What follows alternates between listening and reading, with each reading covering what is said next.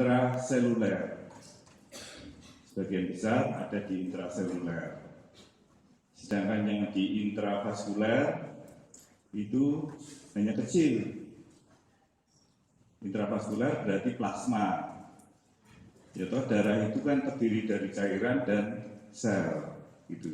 Jadi kalau didiamkan darah itu ini dimasukkan di tabung, maka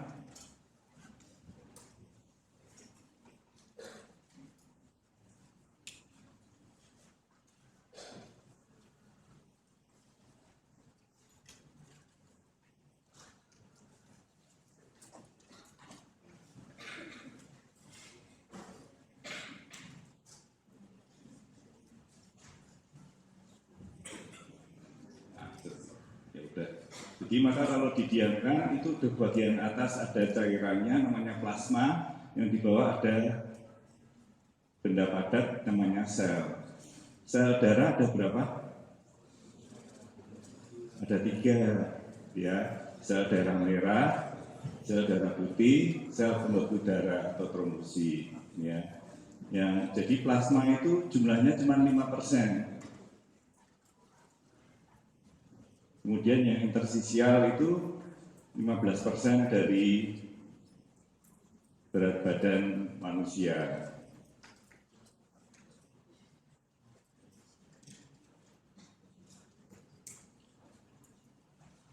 Jadi ekstrasel terdiri dari apa?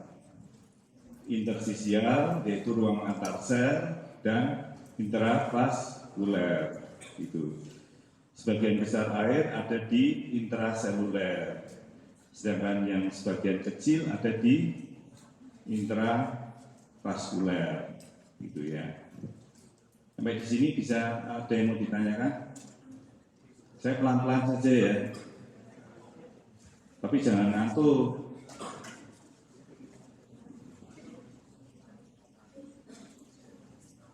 %, sekitar 5 liter ada di intravaskuler, ya.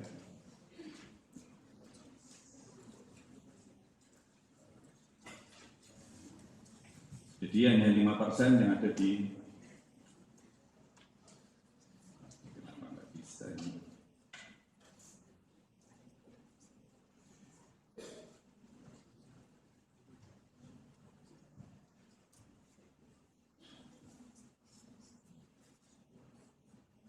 % ada di intravaskuler sekitar 5 liter, yang di intraseluler, oh ini khusus ekstraseluler. Ekstraseluler terdiri dari interstisial, intravaskuler, dan transseluler.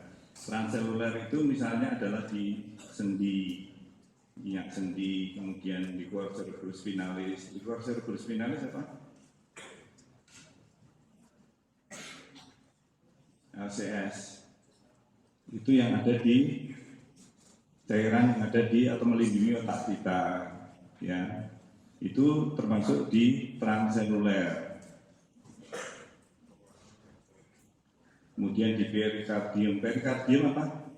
Peri artinya apa? Tepi. Kardium jantung. Jadi lapisan luar jantung itu ada cairannya juga untuk menghindari gesekan dengan organ sekitarnya atau untuk melindungi jantung, ya.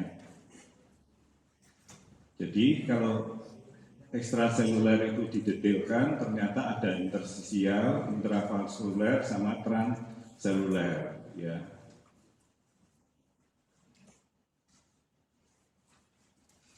Ini balik lagi. Nah, cairan tubuh itu merupakan larutan yang terdiri dari zat air dan zat yang terlarut.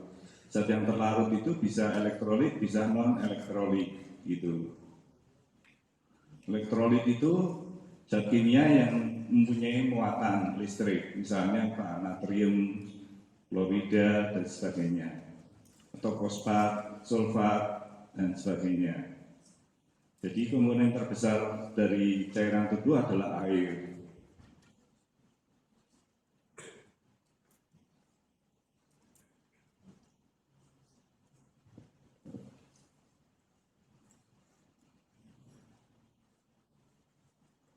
Air itu inputnya dari mana? Dari minum, makan, sama metabolisme. Metabolisme itu kan glukosa ditambah O2 itu menjadi apa? CO2 plus H2O. Jadi metabolisme itu juga menghasilkan air. Gitu ya. Kemudian outputnya gimana? Outputnya ginjal sebagai apa? Urin atau air seni ya. Kemudian paru-paru. Ini termasuk pengeluaran. Kalau kita bernafas di depan kaca, maka kacanya akan mengembun, berarti pengeluaran air juga kan.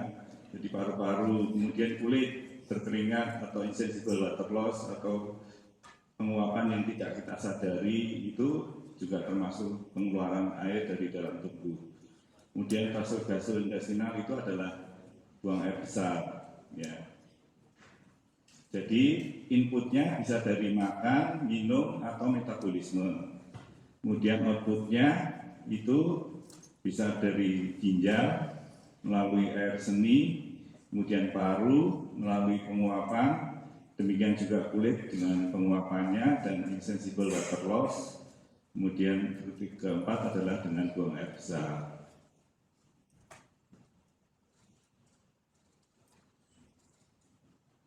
Fungsi air apa sih? Satu untuk transport apa? Nutrisi dan produk sisa. Kemudian yang kedua adalah medium untuk reaksi kimia intrasel. Kemudian yang ketiga adalah sebagai pelarut, kemudian membantu mengatur temperatur, kemudian pencernaan dan ekspresi. Jadi orang yang kekurangan air kita kenal dengan nama apa? Dehidrasi. Dehidrasi itu biasanya suhunya juga akan naik, oleh karena air juga mengatur suhu ya. Kemudian transport hormon, enzim dan zat-zat lainnya.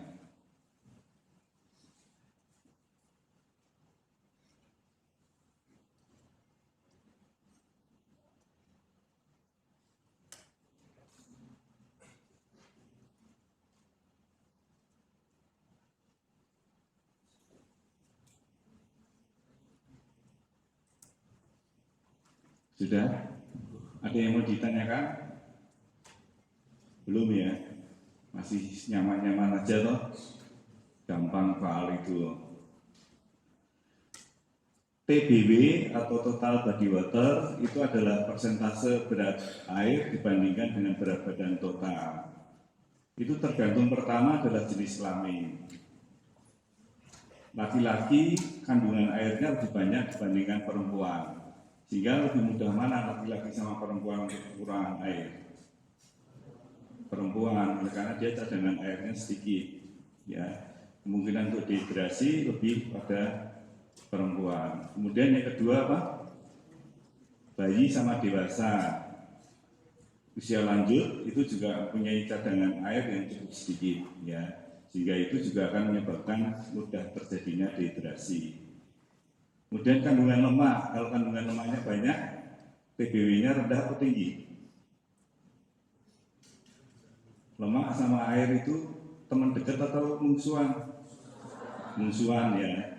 Jadi kalau lemaknya banyak, airnya sedikit. Jadi orang yang gemuk itu lebih mudah dehidrasi daripada orang yang kurus atau ideal.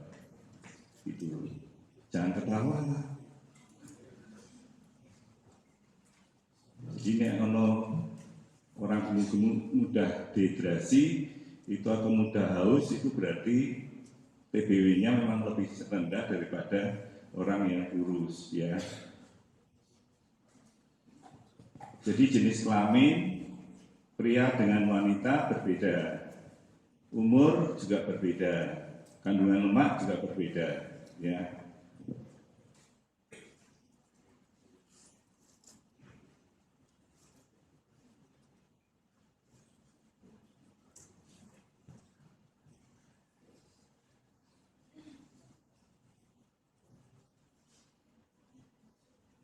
Sebagian besar organ itu juga punya kandungan air yang berbeda-beda. Sebagian besar ada di kidney. Kidney itu apa? Ginjal. Bahasa latinnya apa? Apa? Ini itu bahasa Inggris toh. Renal, ya. Muscle, kalau bahasa Latinnya musculus. Dulu waktu lab anatomi zaman dulu itu banyak tikusnya, sehingga ketika memegang otot itu ada banyak tikus, berarti muscle itu dari mice gitu ya, dari kata-kata seperti itu. Jadi bentuknya seperti tikus kan otot itu, makanya terus kulit, tulang, jaringan adiposa. Jaringan adiposa paling sedikit mengandung air, tadi kita sudah bicarakan.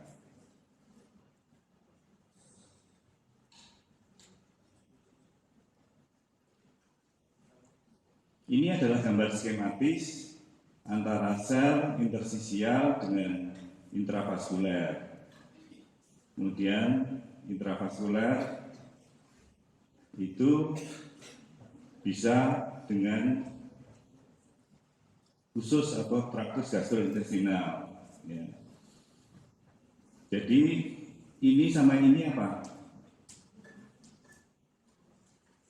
Ekstra seluler, ya, ini ekstrakel.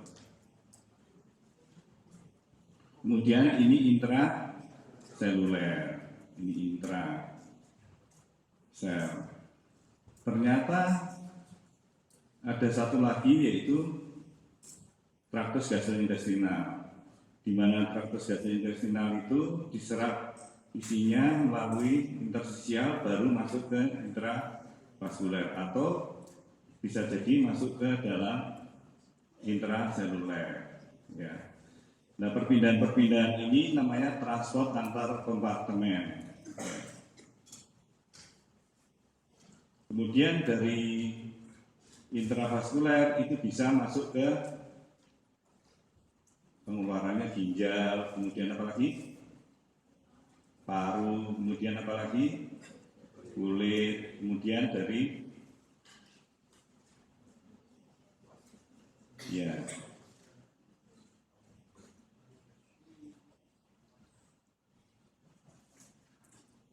Ini bisa bolak-balik. Cuman ini pada kondisi-kondisi tertentu, misalnya pada enteritis itu apa? Kalau akhirnya itis itu biasanya radang, laringitis gitu ya, atis gitu itu radang gitu ya. Kalau enteritis, enteron itu apa? Usus. Berarti enteritis radang pada usus. Biasanya akan terjadi diare. Maka pengeluarannya ini akan naik, sehingga menurunkan volume di intersisial maupun intravaskuler maupun intraseluler. Itu.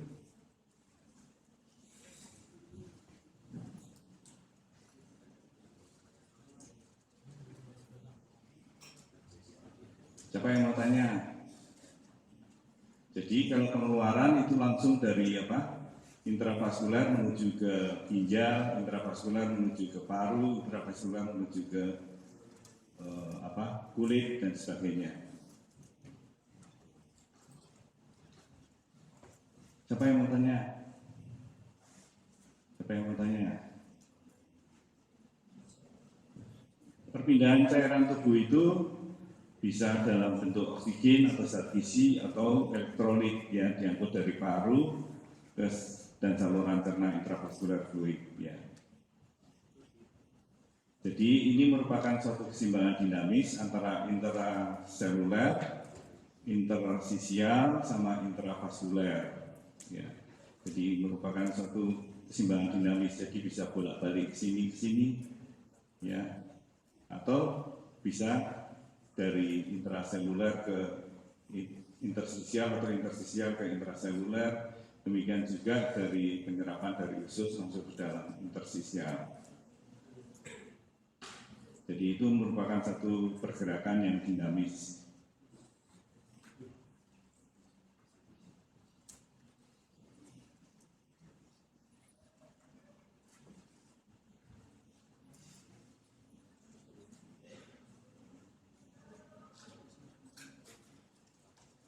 Sudah?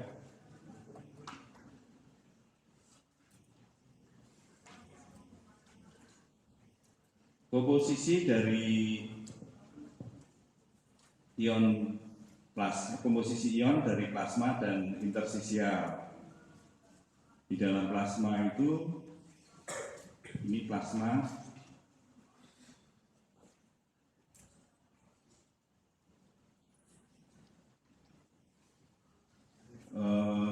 plasma tadi ekstrasel atau intrasel? Ekstrasel. Berarti ini ekstrasel. Sedangkan yang intraseluler yang ini. Kalau protein lebih banyak di mana ini?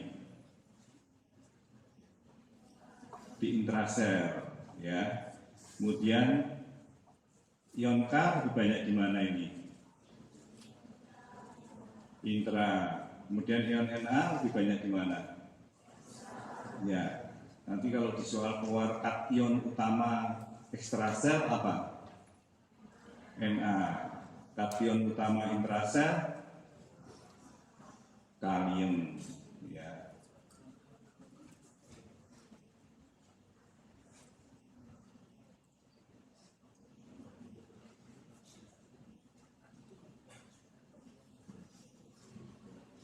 Ini keseimbangan donan itu gini.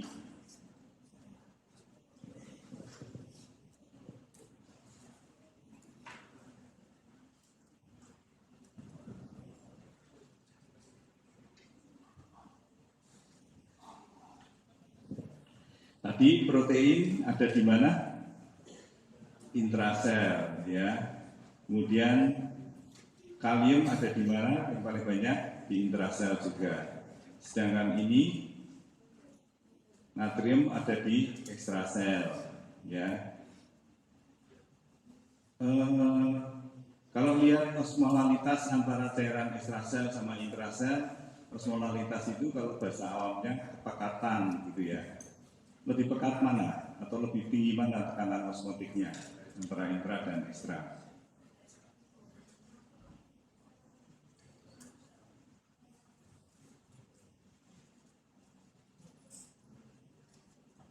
Ini 5.423, yang di ekstrasel 543, 5.443.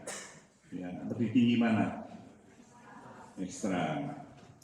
Sebetulnya kalau kita lihat seperti itu, anion sama kation di intrasel dan di ekstrasel itu jumlahnya seimbang. Ya, jadi kalau misalnya ini di plasma, berarti ini di mana? Ekstrasel tuh, ini di ekstrasel 154, ini juga 154. Kemudian di intrasel 205, kationnya di ekstrasel juga 205.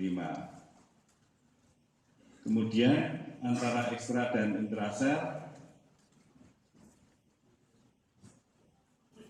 lebih banyak mana? Jadi kita bayangkan yang di intrasel itu di ruangan ini, kemudian yang di ekstrasel itu di luar, ya. Antara laki-laki dan perempuan itu sama di intrasel, berpasangan. Kemudian di luar juga antara laki-laki dan perempuan itu sama juga, berpasangan. Jadi kalau ada perempuan masuk satu, harus ada perempuan keluar satu. Gitu. Tetapi antara di luar dengan di dalam itu beda jumlah pasangannya. Kalau di dalam itu pasangannya 154, kalau di luar 205. Selisih ini memang yang kita kenal dengan keseimbangan donan itu adalah ini. Jadi keseimbangan donan itu kation di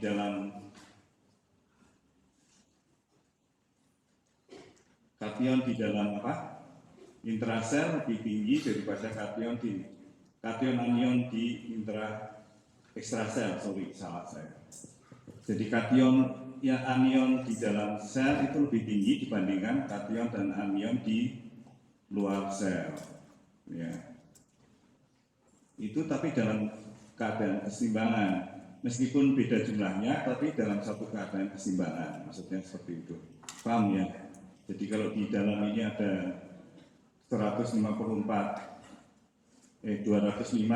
pasangan, di luar itu ada 154 pasangan, maka terjadi selisih pasangan antara di dalam dan di luar. Nanti kita akan tahu kenapa kok terjadi selisih itu.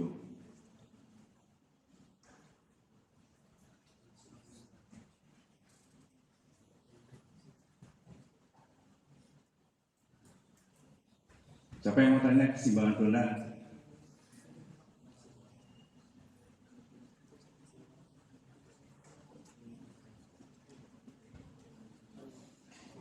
Ini perlu diulang dah.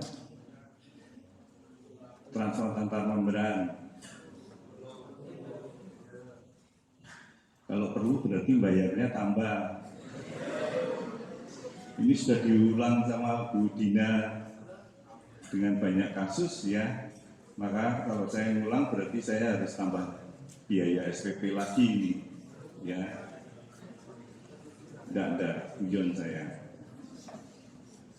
Transport itu ada dua, transport pasif dan transport aktif. Transport aktif itu transport yang membutuhkan energi, biasanya diambil dari ATP atau fosfat berenergi tinggi. Ya. Kemudian transport pasif itu transport yang tidak menggunakan energi atau tidak butuh energi. Sekarang bedanya, ini transfer pasif ini, difusi.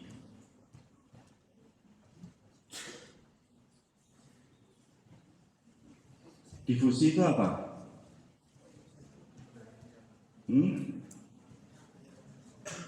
Perpindahan jaringan terlarut. Jadi molekulnya yang berubah atau berpindah. Jadi dari sini, ini molekulnya banyak, di sini tidak ada molekul, lama-lama menjadi suatu keseimbangan. Jadi ini yang berpindah adalah molekulnya, ya. Contohnya apa? Contohnya di sistem respirasi dan sistem kardiovaskuler. Ini partikelnya yang berubah atau molekulnya yang berpindah, yaitu dari PO2 yang tinggi ke PO2 yang rendah. Misalnya kalau di paru PO2-nya 105, kemudian di kapiler paru PO2-nya 40, maka dia akan berpindah dari alveoli menuju ke kapiler paru. Demikian juga dengan CO2. CO2 di kapiler paru tinggi, CO2 di alveoli rendah. Maka dia berpindah dari kapiler paru menuju ke mana? Ke alveoli. Alveoli bedanya sama alveolus apa? Ya, jadi alveoli itu jamak, kalau alveolus tunggal. Bronkus sama bronki, ya, satu tunggal, satu jamak, satu. Nah, kalau osmosa apa?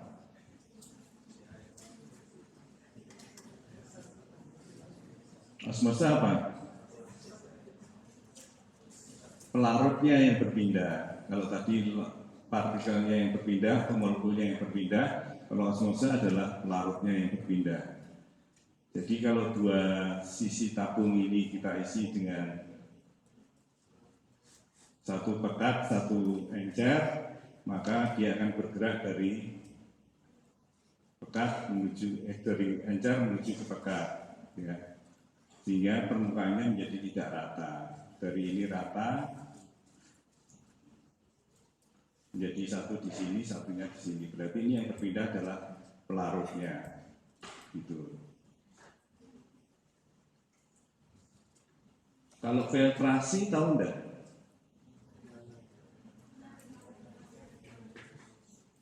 Kalau tadi bergerak adalah molekulnya, bergerak adalah pelarutnya. Kalau filtrasi,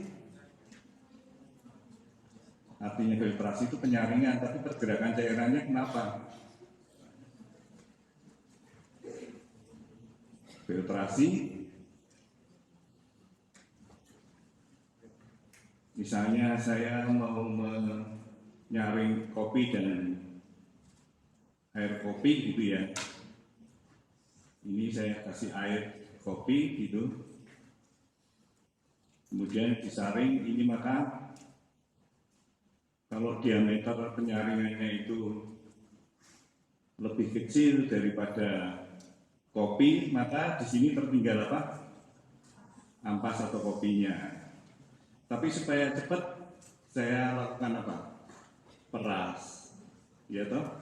Kecepatannya akan menjadi semakin lebih tinggi. Jadi yang berpengaruh di filtrasi apa? Tekanan hidrostatik. Ya. Nanti di ginjal kita akan bicara seperti itu, di glomerulus khususnya. Jadi kalau osmose tadi yang bergerak apa? Pelarutnya. Kalau difusi yang bergerak adalah partikelnya. Kalau filtrasi yang bergerak adalah perbedaan tekanan hidrostatik, gitu.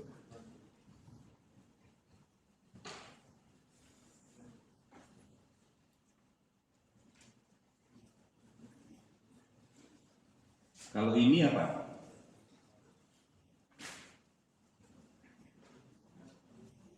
Kalau transfer aktif sekunder itu apa? Apa?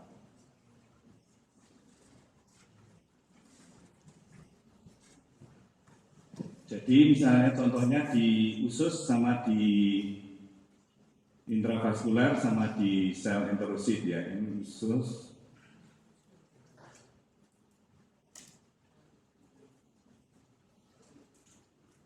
Ini adalah pembuluh darah, ini usus, uskus, ya usus. Kemudian sel enterositnya ada di sini toh. Ini makanan diserap dari sini untuk menuju ke pembuluh darah, gitu ya. Jadi dia harus melewati dinding apa ini? Dinding enterosit yang sisi apa namanya kalau di sini? Sisi apa? Sisi lumen itu, lumen khususnya ini, makanya namanya sisi luminal. Ya. Kemudian yang di sini basis namanya sisi basolateral, basis sama lateral. Ini basisnya ini, lateralnya ini. Ternyata perpindahan dari usus menuju ke pembuluh darah makanan misalnya glukosa itu melalui beberapa tahap. Ya. Jadi kalau ini menghadap kemana ini? Ini adalah pembuluh darah, ini adalah lumen, ini ususnya. Jadi sel enterosit, ini sisi luminal, ini sisi basolateral. Pada sisi basolateral itu terdapat transfer aktif primer. Jadi Na keluar atau dibawa masuk ke interstisial, kemudian masuk ke pembuluh darah, kaliumnya dibawa masuk. Paham? Jadi ini transfer aktif primer itu membuat NAK-ATPase, Na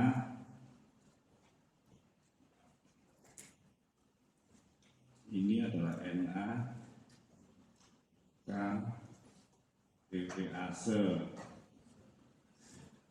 Itu menyebabkan natrium dibawa keluar masuk ke interstisial pada sisi basolateral, ya. Kemudian kalium dibawa masuk, digantikan dengan kalium dibawa masuk, sehingga kadar Na di intraseluler rendah atau tinggi. Tadi kata yang utama intraseluler apa? Loh, kalium. Oleh karena kalium dibawa dari sisi basolateral. Kemudian kation utama ekstrasel apa? Natrium. Ya, natrium ini dibawa keluar dari intraseluler menuju ke interstisial atau ekstraseluler. Sampai di sini paham dulu dah. Jadi Na-nya ini di sini rendah, ini kan kecil tuh tulisannya. Na-nya di sini tinggi, tulisannya besar toh. Ini hanya untuk menggambarkan bahwa Na di intrasel itu rendah, Na di ekstrasel atau interstisial itu tinggi. Oleh karena ini melawan gradien konsentrasi, maka ini adalah transaktif. Dia butuh energi. Jadi kalau di buku-buku biasanya ditulis gelap gini. Ini adalah transport aktif primer. Nah sekarang kalau dari sisi luminal gimana? Kalau dari sisi luminal Na itu tinggi, di lumen khusus tinggi. Sedangkan yang di intrasel rendah. Berarti ini sebetulnya bisa masuk tanpa energi. Ya toh? Betul enggak? Karena ini dari konsentrasi tinggi menuju ke konsentrasi rendah. Tetapi ternyata Na itu harus memanggil sahabatnya yaitu glukosa. Jadi kalau dia dibawa sendiri tanpa glukosa, ternyata nggak bisa jalan, nggak bisa masuk. Nah glukosa lumen khusus itu tinggi, rendah di intrasel itu tinggi, berarti ini glukosa melawan gradien konsentrasi. Pergerakan glukosa ini karena diajak oleh temannya yang namanya Na. Maka glukosa ini transfer masuk ke dalam sel adalah transfer aktif karena melawan gradien konsentrasi, tetapi karena dia diajak oleh temannya namanya transfer aktif sekunder. Primernya ada di mana? Primernya ada di sini. Jadi kalau ini macet membuat Na tidak bisa keluar, maka ini tidak akan bisa masuk dan glukosa tidak akan bisa masuk. Ya. Ini contoh kasusnya gampang. Ketika kita kekurangan cairan atau dehidrasi, misalnya diare gitu, itu kita suruh minum apa? Oralit. Oralit itu apa? Larutan gula garam, ya. Jadi harus ada gulanya, harus ada garamnya. Oleh karena Anda tidak bisa masuk di sini, paham? Ini tidak bisa kalau cuma natrium toh, maka natrium tidak bisa jalan oleh karena gulanya tidak ada. Gula sementara harus melawan gradien konsentrasi, sehingga gula disebut sebagai transport aktif primer, sekunder, sedangkan natriumnya itu transport pasif sebetulnya di yang si. Sampai di sini paham enggak? Paham enggak? Makanya kalau rehidrasi atau kita minum larutan gula tanpa garam, maka gula itu tidak bisa masuk ke dalam intrasel introsit karena tidak ada garamnya. Jadi ini harus berpasangan masuknya. Ini tak keluarkan di soal ini. Jadi harus paham dulu. Natriumnya di dalam sel itu rendah, natrium di lumen itu tinggi. Sehingga ini bisa masuk sebetulnya dengan difusi yang difasilitasi. Difasilitasi apa namanya? Karier atau pembawa. Ternyata kariernya itu tidak bisa berjalan kalau tidak diikuti oleh gula. Sementara gula di intrasel itu tinggi, sehingga dia harus melawan gradien konsentrasi. Makanya transport aktifnya, maka gula itu melalui transport aktif. Karena transport aktifnya itu dipengaruhi oleh natrium yang dikeluarkan pada sisi basolateral, maka namanya transport aktif sekunder. Primernya ada di basolateral. Ini namanya reseptornya namanya SGLT2, sodium glukosa 2. Sodium itu bahasa apa? Sodium bahasa Inggris, bahasa Latinnya natrium. Orang Inggris itu suka egois seperti itu. Simbolnya sudah Na, tapi kok dibilang sodium, kan nggak SO kan? Jadi sebetulnya dulu ditemukannya sodium itu menggantikan natrium, ya. Potasium itu apa? Kalium. Padahal simbolnya K, tapi orang Inggris nggak mau menyebut kalium, tapi potasium. Siapa yang mau tanya tentang transportasi primer dan sekunder? Jadi kalau saya tanya apakah transportasi sekunder itu butuh energi? Butuh enggak? Nanti kalau di soal jangan dijawab butuh ya. Tidak butuh.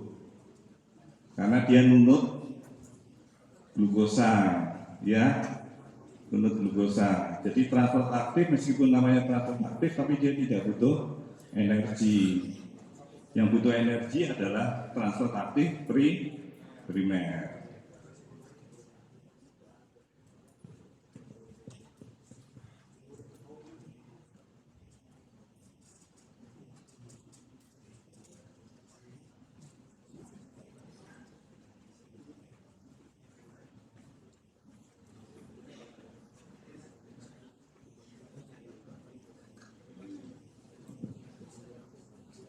Siapa yang mau tanya?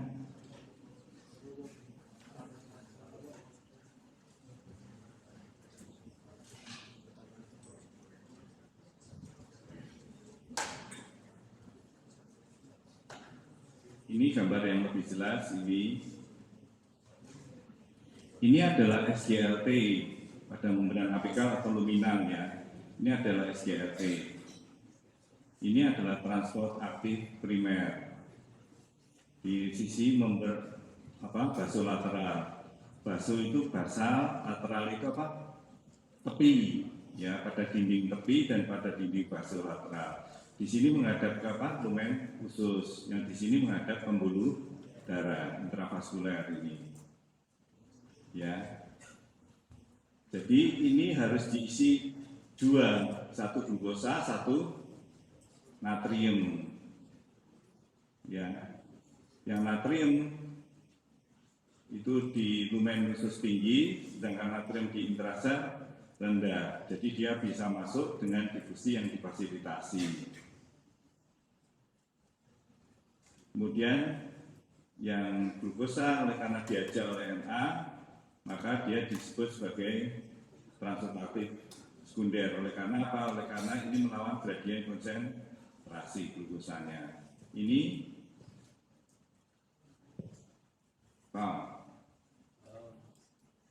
tidak butuh energi, ya.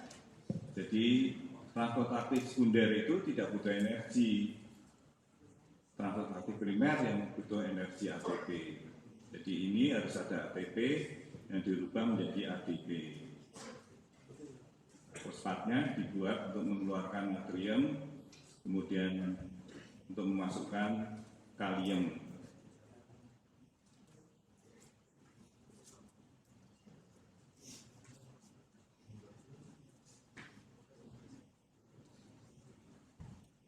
Siapa yang mau tanya? Kemudian setelah sampai di dalam glukosa, setelah sampai di dalam intrasel, glukosa itu ditransfer secara difusi yang difasilitasi aja, masuk ke dalam pembuluh darah. Gitu. Jadi ini pergerakan glukosa dari lumen usus, lumen itu adalah rongga usus, masuk ke dalam intraseluler, kemudian masuk ke dalam pembuluh darah. Nanti di ginjal juga sama saja. Jadi SGLT2 juga yang berperan. Ya.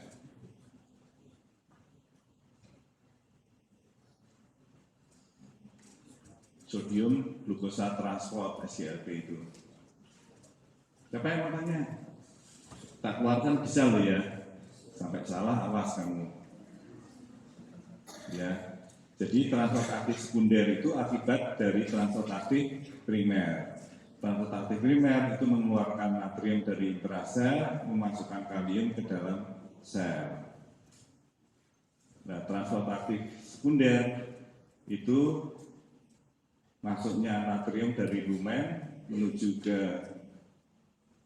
intrasel, itu tidak bisa sendiri natrium masuk ke dalam intrasel, tapi harus mengajak glukosa. Nah, glukosa melawan gradien konsentrasi karena glukosa di lumen itu tinggi, glukosa di intrasel rendah, sehingga dia melawan gradien konsentrasi, makanya disebut sebagai transport aktif.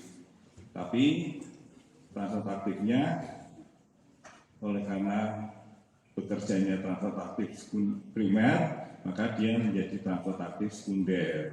Itu. Siapa yang mau tanya? Masih bingung? Kalau bingung saya terangkan lagi, tapi bayar.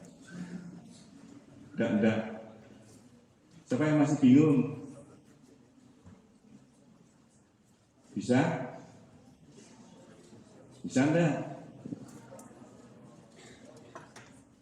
Belakang pojok hitam.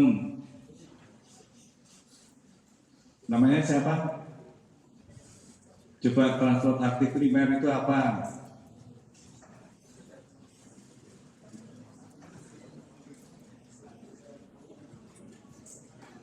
Transport aktif itu melawan gradien konsentrasi prinsipnya, ya. Jadi dari rendah menuju ke tinggi itu adalah transport aktif, ya. Misalnya pada sisi basal dan lateral itu adalah pengeluaran natrium, ya, natrium di intrasel rendah, natrium di ekstrasel tinggi. Makanya natrium keluar dari lumen usus, natrium keluar dari interosit atau sel usus masuk ke dalam pembuluh darah itu adalah transport aktif primer. Natrium keluar diganti dengan kalium. Tadi kan keseimbangan toh, kalau ada perempuan keluar satu, maka harus ada perempuan yang masuk satu. Kalau ada laki-laki yang keluar satu, maka harus ada laki-laki yang masuk satu.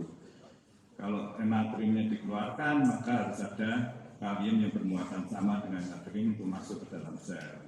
Ternyata transportnya itu butuh energi, makanya namanya transport aktif primer. Sedangkan transport aktif sekunder apa? Melawan gradien konsentrasi, tetapi tidak membutuhkan energi. Oleh karena apa? Kalau tidak butuh energi, karena dia nunut glukosa. Ya. Kalau buat larutan gula garam gimana, Mas? Kacamata kotak-kotak biru. Nah, larutan gula garam caranya buat gimana?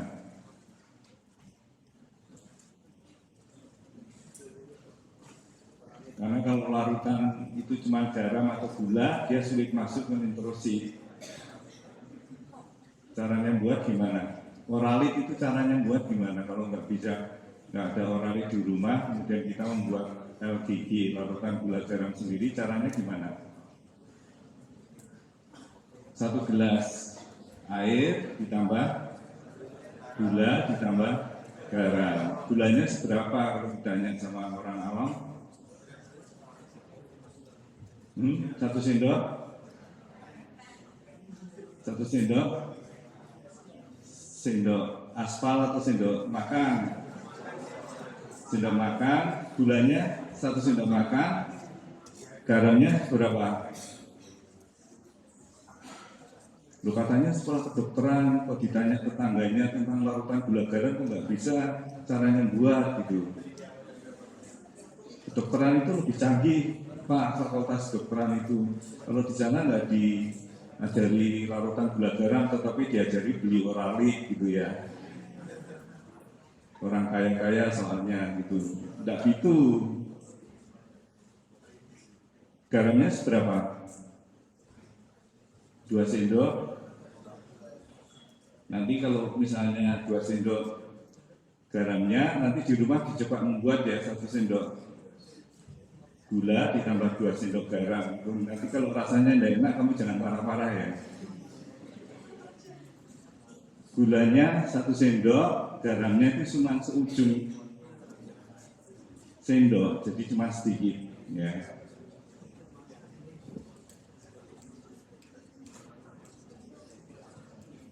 Paham ya? Kenapa kalau larutan gula garam? Karena di introsif itu pada sisi luminal natrium masuk harus ditemani oleh gula, gitu ya. Siapa yang mau tanya? Ini yang terjadi di ginjal, sama aja. Yang di sisi basolateral yang di sini. Ini basolateral.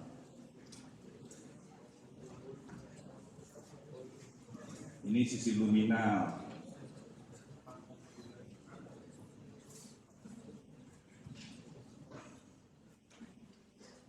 Sama. Berarti yang di hitam-hitam ini apa? Tadi yang di hitam-hitam transfer aktif primer. Itu.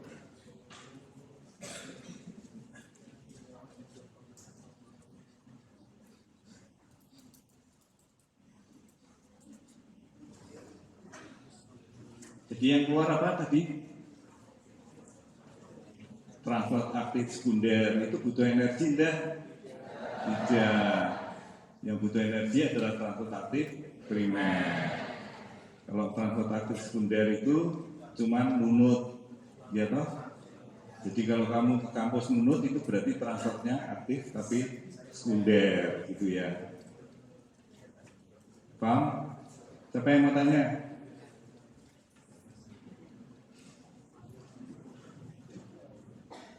Kalau difusi yang difasilitasi apa mas? Kotak-kotak hitam sebelahnya yang nengok. Nah kamu nengok malah. Nah,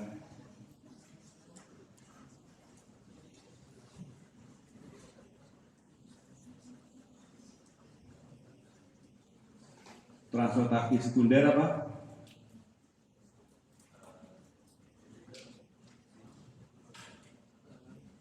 Oh ternyata nggak mudeng. Jadi kalau kuliah itu dengarkan dulu, kalau nggak paham tanya. Kemudian kalau sudah paham tulis dengan bahasanya sendiri. Itu baru bisa dibaca nanti di rumah bisa dibaca. Supaya menjadi memori itu dibaca sebelum 8 jam. Paham? Jadi kalau hari ini kuliah jam 13 tambah 8 berapa? 21 ya. 21 betul ya? Saya sudah lupa matematika ya. 21 berarti jam berapa? 9. Berarti sebelum jam 9 harus kamu baca dengan cepat. Jangan sampai nanti mau kuliah berikutnya baru kamu baca lagi sudah menjadi memori primer lagi. Jadi cara belajarnya harus diperbaiki. Sekolah di kedokteran itu kuat-kuatan baca. Paham ya? Jadi siapa yang kuat baca ya itu yang menang. Gitu. Kalau saya biasanya dipahami dulu, kemudian baru kita tulis, gitu ya. Kemudian golden time-nya itu ada juga. Pernah tuh merasakan baca buku pelajaran itu masuknya enak, cemplung gitu ya. Tiap-tiap orang beda-beda.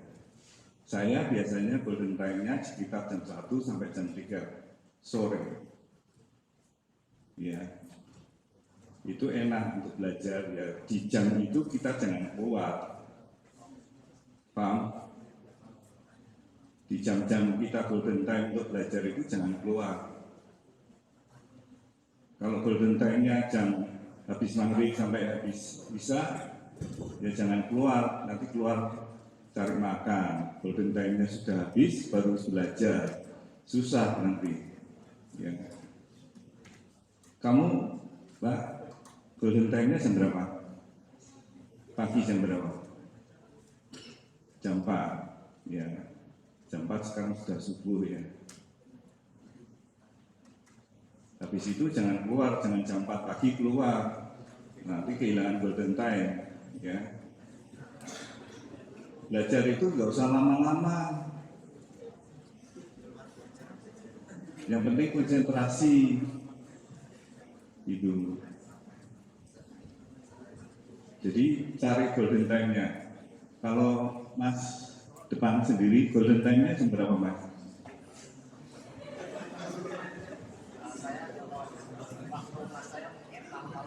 Malam-malam jam berapa? Oh gitu. Dirinya dikenali dulu, ya. Jadi supaya tahu dirinya itu kelemahannya apa, keunggulannya apa. Kemudian cara belajarnya yang paling enak itu dengan menggunakan apa? Apakah dengan menggunakan suara, auditori, tipe verbal, atau tipe motorik, gitu.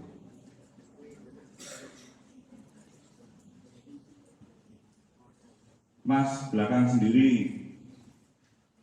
Nah, kamu belakang sendiri. Namanya siapa? Ya,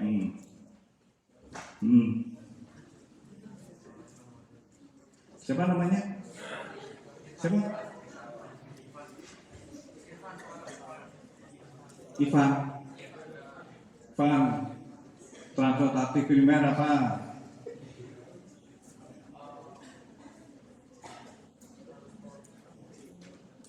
Waduh, lah kayak orang baru dengar gitu.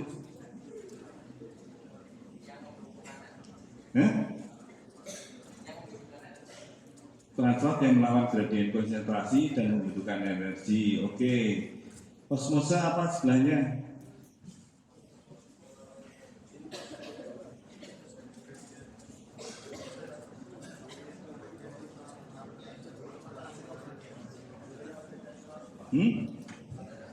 Maju aja sini. Nggak dengar saya. Sudah tua soalnya saya. Maju sini.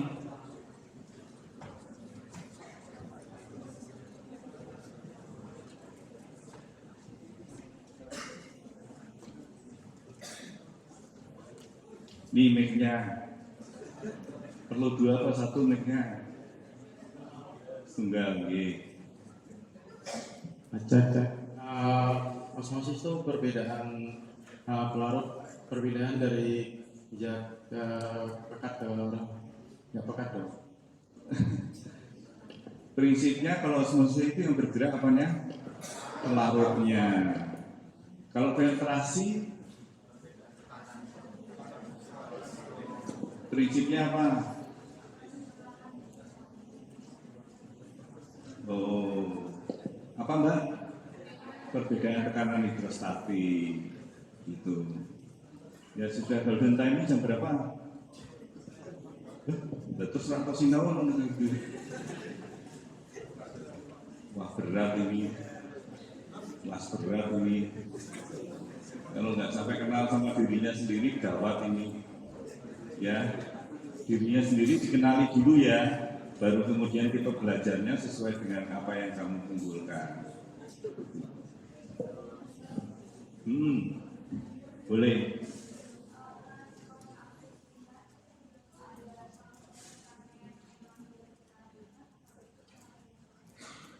Sebagai akibat dari transport aku primer, natrium di dalam intrasel kan rendah, ya kan? Sehingga natrium dari lumen masuk ke dalam intrasel itu sebetulnya nggak usah butuh energi, karena natrium di dalam intrasel itu rendah, NA-nya ini rendah, NA di sini tinggi, berarti ini kan sebetulnya nggak butuh energi toh. Tapi kalau dia mau masuk, dia harus ngejak glukosa. Sayangnya glukosa di lumen itu rendah, glukosa di intrasel tinggi. Sehingga ini adalah sebetulnya melawan gradien konsentrasi, makanya disebut sebagai transport aktif. Ya, oleh karena ini diajak oleh natrium yang difusi, yang difasilitasi, maka ini kita sebut sebagai transport aktif karena melawan gradien konsentrasi. sekunder, yang primer ada di ini. Jadi rangkaiannya ya karena kadar konsentrasinya itu, ya.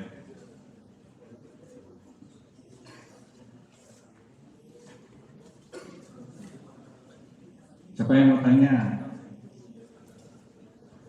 Siapa yang mau tanya? Ini mas-mas ini diskusinya apa? Saya nggak dengar. Ya, semoga apa yang sudah saya jelaskan paham. Ya. Nah, sekarang ini diperhatikan dulu, ya, perhatikan dulu. Nanti baru dicatat. Ya, ini gambarnya di mana enaknya ya?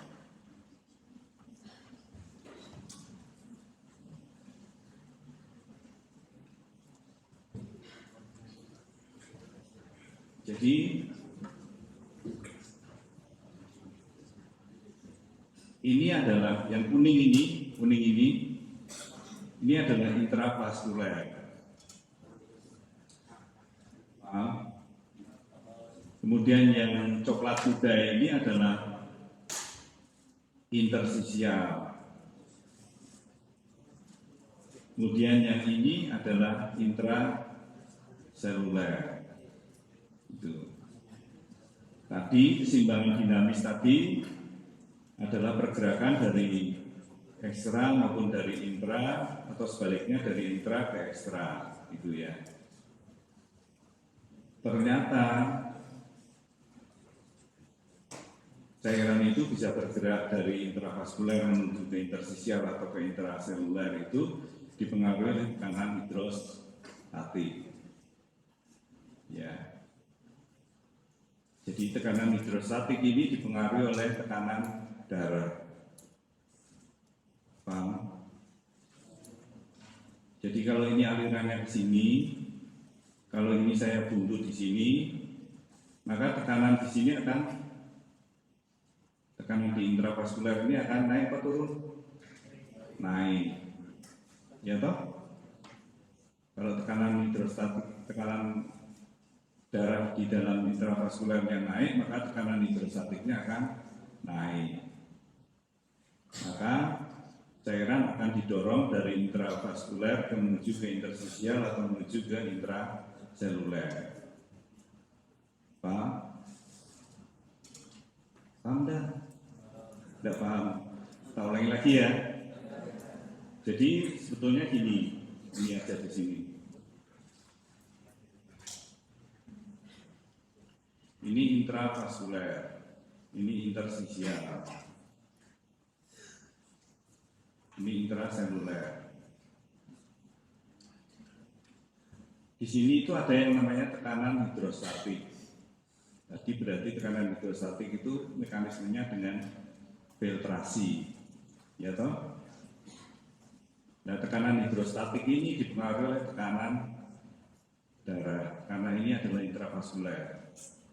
Kalau alirannya dari sini ke sini, ya, kemudian ini saya buntu, gitu, maka tekanan darah di sini naik atau turun? Naik.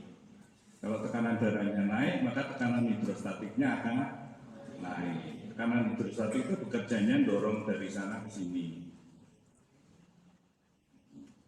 dari intravaskuler ke intersisial atau ke intraseluler, itu. Paham sampai di sini? Tadi yang saya, ya, di buntu atau pembuluh darahnya mengalami vasokonstriksi. Vasokonstriksi itu menyempitkan lumpengnya. Kalau alirannya dari sini ke sini, ini pembuluh darah di sini vasokonstriksi atau dibuntu, maka tekanan darah yang ada di sebelumnya ini akan menyebabkan peningkatan.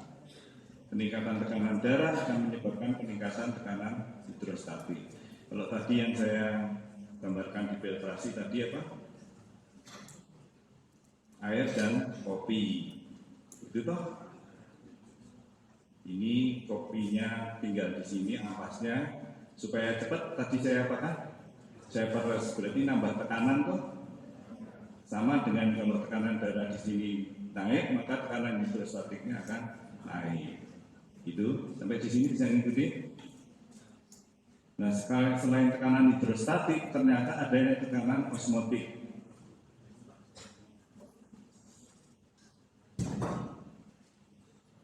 Kalau sing kebangun karena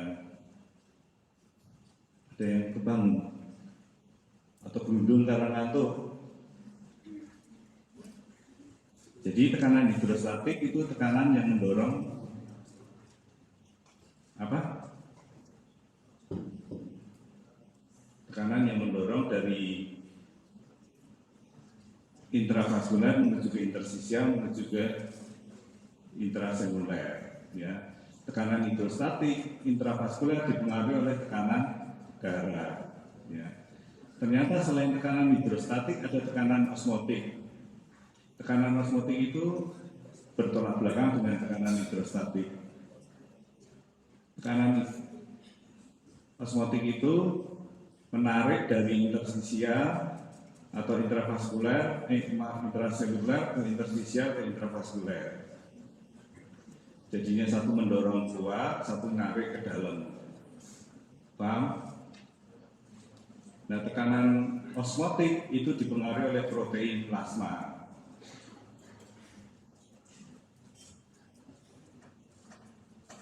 Sampai di sini siapa yang mau tanya?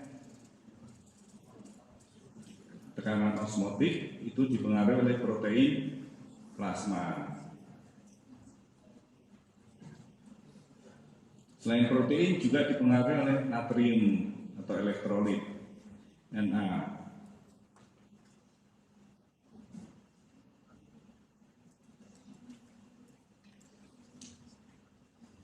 Siapa yang mau tanya? Jadi saya ulangi lagi, di tekanan intravaskuler itu atau di dalam intravaskuler itu ada dua tekanan yang bekerja. Satu tekanan hidrostatik, satu tekanan osmotik. Tekanan hidrostatik itu dipengaruhi oleh tekanan darah. Tekanan osmotik itu dipengaruhi oleh kadar protein plasma atau kadar natrium di dalam darah. Itu.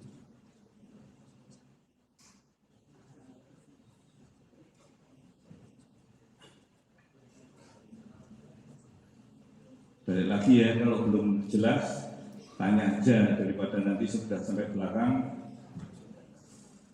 ke depan lagi. Gak apa-apa sih, cuman menghabiskan energi. Siapa yang mau tanya? Ya. Untuk tekanan hidrostatik itu perpindahannya dari yang rendah ke tinggi atau yang tinggi ke rendah? Untuk Filtrasi termasuk transport apa? Pasti. Ya, berarti dari tinggi ke rendah. Itu.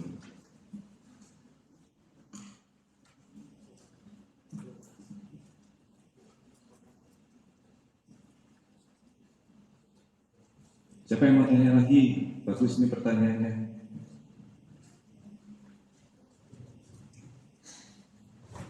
Siapa yang mau tanya? Jadi ada dua tekanan, tekanan hidrostatik dan tekanan osmotik. Tekanan hidrostatik itu mendorong dari intravaskuler ke intersisial atau intraseluler. Tekanan osmotik itu menarik dari intraseluler menuju ke intersisial atau menuju ke intravaskuler. Tekanan hidrostatik dipengaruhi oleh tekanan darah. Tekanan osmotik dipengaruhi oleh protein plasma, kemudian natrium. Protein itu ada 3, albumin, globulin, sama fibrinogen.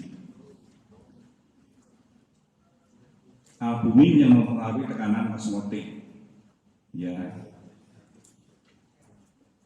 Kemudian fibrinogen itu berfungsi untuk pada waktu pembekuan darah atau pada waktu kita luka untuk menghentikan perdarahan.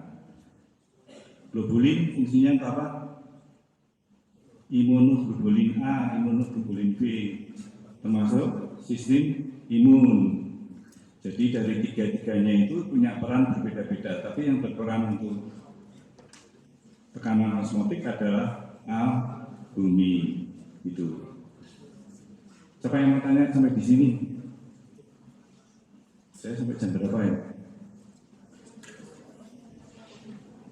40, masih lama ya. Oke, siapa yang mau tanya? Nah sekarang ini ada istilah budin atau bengkak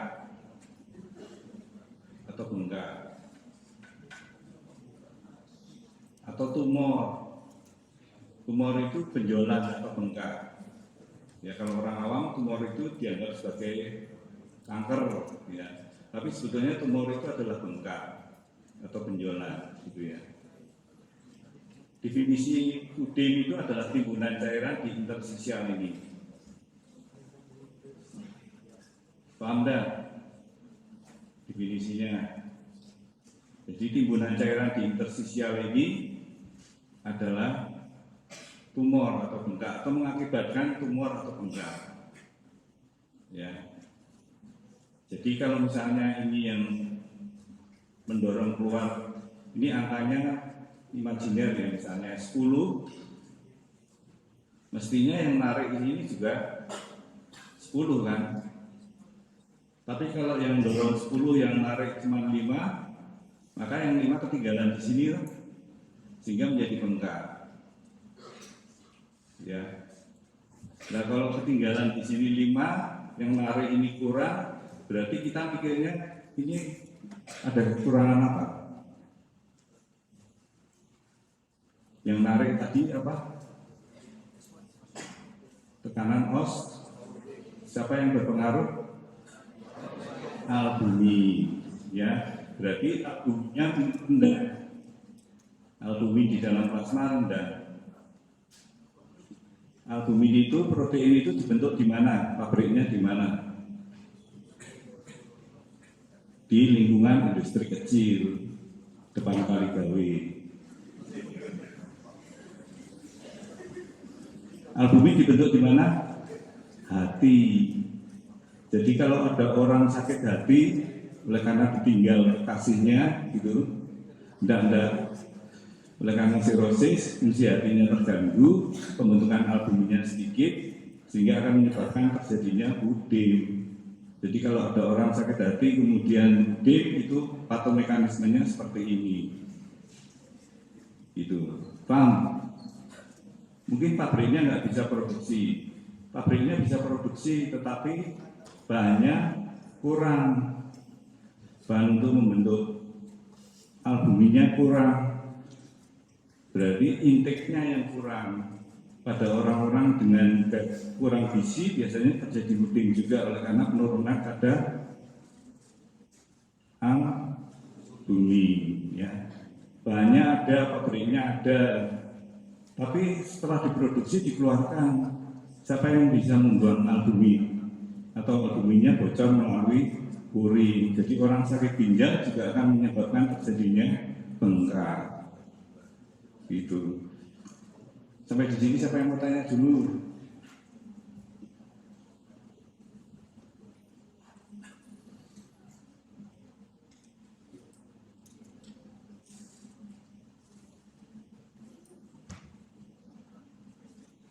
Siapa yang mau tanya? Kalau sudah dicatat dulu, oh ya, monggo Mbak. Gimana? Aduh saya nggak dengar. Oh kurang paham ya osmotik. Jadi gini, terus saja ya, nggak apa-apa ya.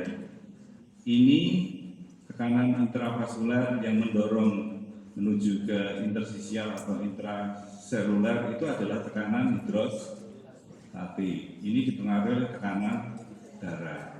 Sedangkan tekanan yang narik ke sana itu adalah tekanan osmotik intravaskuler. Ini dipengaruhi oleh albumin atau protein dan natrium. Nah, yang namanya udim itu adalah timbunan cairan di sini. Tadi saya contohkan kalau misalnya ini keluar tekanan yang menyebabkan keluar ini 10, yang ini 5, maka akan tertinggal cairan di interstisial, toh? Ya toh? Nah, karena ini yang turun adalah tekanan osmotik, maka kita berpikir apakah ini enggak albumin atau elektrolit natrium. Kalau kita berpikir ini albumin, berarti kita harus berpikir lagi, kenapa kalau albuminnya bisa turun? Apakah pabriknya yang membuat itu tutup? Ya, nah pabriknya di mana? Di hati, gitu kan? Jadi kalau hatinya rusak, maka dia akan menyebabkan albumin turun, tekanan osmotiknya turun, maka akan terjadi udim atau bengkak. Gitu, Bang. Kalau misalnya pabriknya ada berfungsi baik, tetapi bahan untuk membuat albuminnya turun, berarti intake makanan dari luarnya kurang. Misalnya pada orang kurang gizi, itu juga terjadi bengkak. Gitu. Bahannya ada, pabriknya ada, tapi setelah diproduksi dia keluar atau dibuang. Biasanya yang menyebabkan terjadinya pembuangan itu adalah ginjal. Jadi orang yang sakit ginjal juga akan terjadi penurunan albumin sehingga akan terjadi bengkak, tekanan osmotiknya turun. Gitu ya. Sudah dicatat dulu. Tapi link tadi jangan masuk di catatan ya. Lingkungan industri kecil tadi loh ya, pabriknya.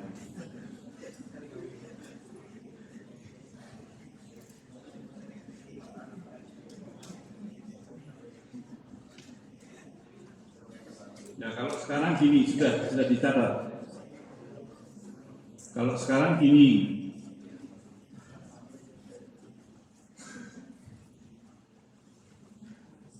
tekanan osmotiknya 10 tetap ya, tapi ternyata tekanan hidrostatiknya jadi 15. Ini juga akan menyebabkan apa? Udim juga kan? Udim juga. Coba kakinya ditekuk terus-terusan, itu naik bis dari Jakarta ke Surabaya, balik lagi ke Jakarta tanpa berdiri itu, lama-lama kakinya bengkak nggak? Oleh karena gangguan aliran toh, kayak tadi disumbat tadi toh, sehingga ini bisa terjadi udim oleh karena adanya peningkatan tekanan hidrostatik. Ya. Pada orang-orang yang hipertensi berat itu juga akan terjadi hal seperti itu juga.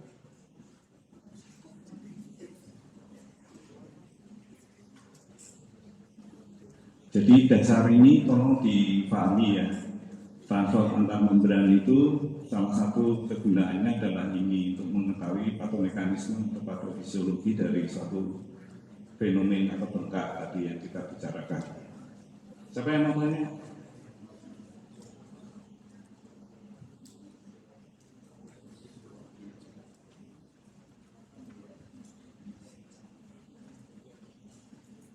Siapa yang mau tanya?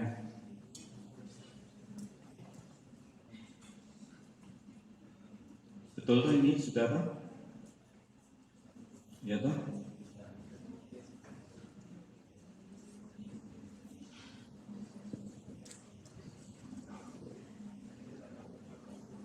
Saya suka diprotes sama mahasiswa. Slide-nya isinya gambar-gambar jadi tidak paham Pak saya. Kalau mau foto slide, mendingan foto saya aja.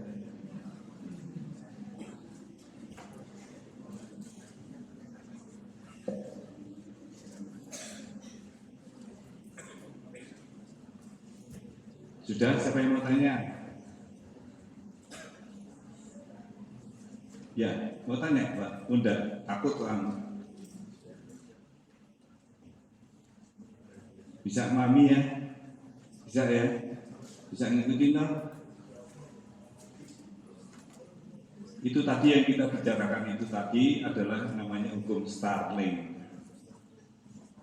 Ya, hukum Starling ada di perifer. Nanti hukum Starling ada juga yang di jantung. Jadi hukum yang kita tadi tekanan hidrostatik dan tekanan osmotik itu adalah hukum Starling, perang Starling.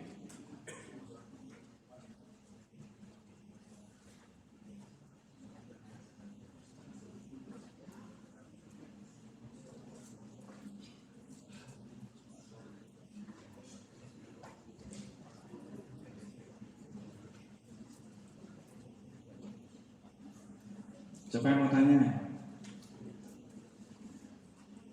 Ya.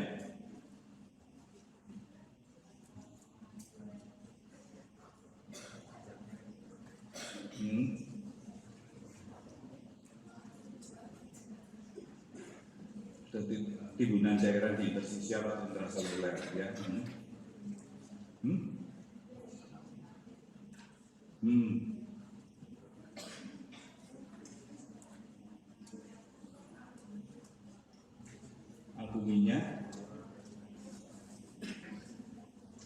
Albuminnya sedikit kurang, berarti tekanan osmotiknya turun.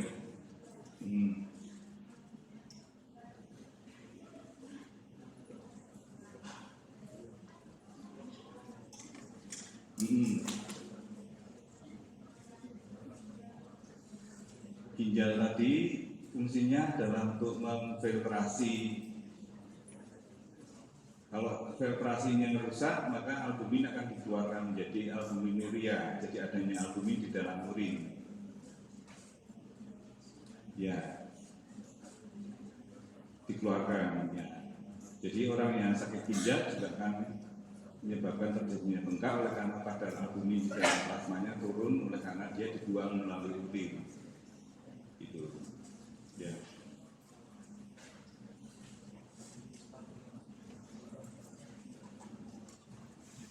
Siapa lagi yang mau tanya?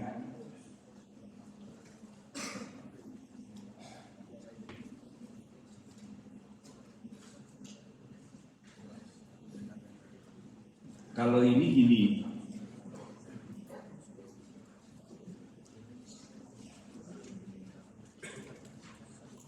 kalau misalnya selnya ini bengkak, maka supaya ini menjadi normal lagi, ini ditarik ke sini toh, ya toh. Kita memberikan cairan yang di sini, infusnya apa?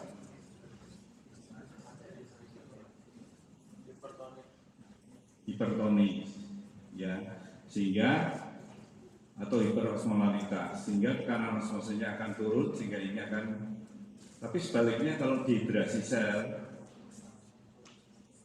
dehidrasi kekurangan cairan, maka kita memberikan infusnya apa? Hipotonik, sehingga ini kembali lagi ke normal. Paham?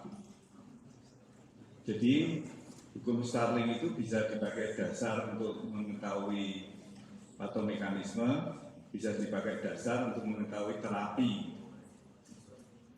Ya, jadi terapi apa yang pas? Kalau misalnya selnya bengkak ini kita berikan larutan hipotonis, maka cairan akan masuk ke sana. Sehingga ini semakin menjadi bengkak. Jadi kalau ada orang di UGD kecelakaan lalu lintas, kemudian trauma pada kepala, terjadi udem otak, terjadi udem sel otak, kita berikan cairan yang hipotonis, maka bablas dia, karena selnya semakin bengkak. Ya, harusnya kita memberikan cairan yang hipertonis, sehingga cairan dari sel otak bisa ditarik menuju ke intraseluler, intravaskuler, sehingga kembali lagi ke normal, sehingga orangnya sadar. Ya, jadi selain sebagai patomekanisme, juga bisa menjadikan pola pikir untuk menerapi atau mengobati pada kelainan elektrolit atau kelainan volume pada intraseluler atau interstisial. Nanti kita bicarakan lebih dalam lagi di modul kardiovaskuler. Jadi pilihan dari ini transport aktif dan transport pasif, ya. Sudah ada yang mau ditanyakan? Kemudian yang kedua adalah tekanan hidrostatik dan tekanan osmotik.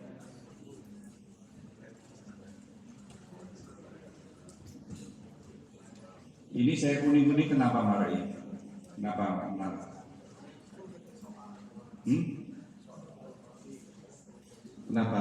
saya keluarkan di ujian.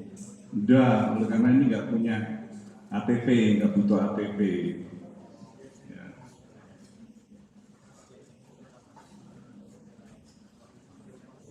Siapa yang mau tanya?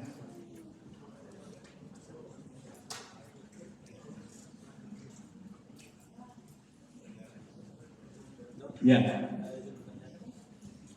Kalau untuk perbedaan pressure di ginjal tuh seberapa ya? Kayak misalnya kapilaris itu berapa gitu. Terus saluran ginjalnya berapa pressure-nya gitu. Nanti di kuliah berikutnya ada, cuman sekarang saya gambarkan prinsip-prinsip dasarnya aja. Kayak tekanan darah itu yang normal berapa gitu kan, maksudnya 80 sampai 90, diastoliknya, sistoliknya 140 maksimal, itu borderline-nya 140 sampai 160, itu nanti di tiap-tiap sistem kita akan bicara seperti itu. Ini misalnya di ginjal ini, tekanan hidrostatik ini.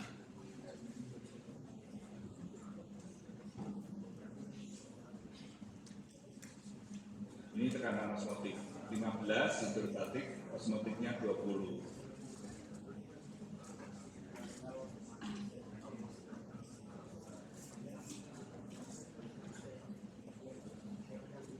Ini misalnya di ginjal. Kalau misalnya filtrasinya terjadi di sini ya, jadi di sini. Kalau misalnya aliran darahnya dari ini arterial afferent menuju ke arterial afferent setelah melalui gelombang lurus ya, maka ketika ini vasokonstriksi atau ini mengalami penyempitan di arterial afferent, maka tekanan hidrostatik di sini akan naik sehingga akan menyebabkan terjadinya peningkatan filtrasi ya, filtrasi. Jadi nanti di masing-masing sistem akan kita bahas dengan secara detail. Cuman ini gambaran umum aja dulu. Ya. Siapa yang mau tanya? Ini mudeng tenanan ya. Paham betulan tuh ya.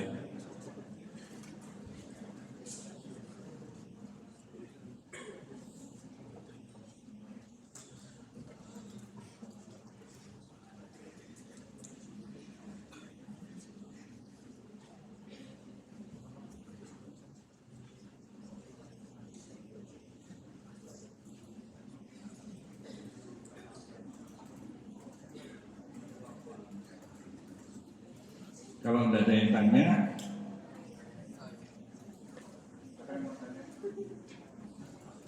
kalau tidak ada yang tanya, waktunya juga sudah mau habis.